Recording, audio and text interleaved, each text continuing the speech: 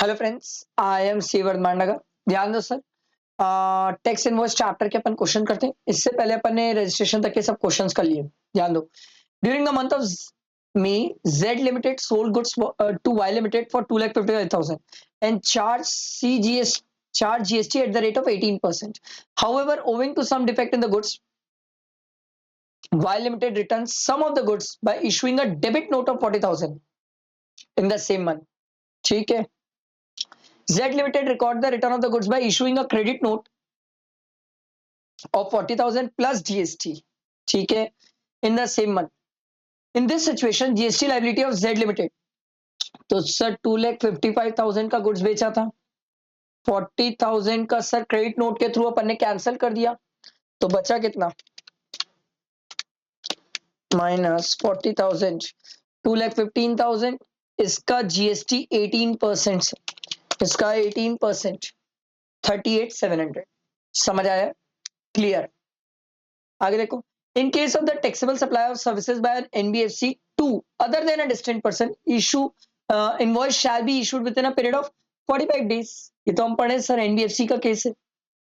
Where the goods being sent or taken on approval basis or goods are removed before supply take place, the invoice shall be issued on or before the time of supply or 6 months from the date of removal. दोनों में whichever is earlier. अगला, invoice shall be prepared in case of goods. Goods में triplicate होता है, services में duplicate होता है। ठीक। और next, which of the following statement is और आर इनकरेक्ट? इनकरेक्ट पूछ रहा है under GST law. First, if the supplier is erroneously declared a value which is more than the actual value of the goods or services provided, then he can issue a credit note. ये तो perfect है sir, सही है।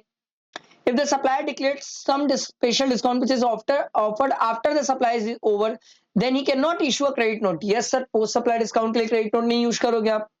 If the quantity received by the recipient is more than what he has been declared in the tax invoice, the supplier can issue a debit note for the same. Yes, perfect, सही है। There is no time limit to declare the details of debit note in the return. ये गलत है। Debit note के लिए time limit है sir 30th November of the succeeding financial year और date of filing of annual return, दोनों में whichever is earlier. तो आपसे तो बोला था कौन सा गलत, तो गलत तो यही है। अगला, Subhash and company are registered person supplying taxable goods to an unregistered person.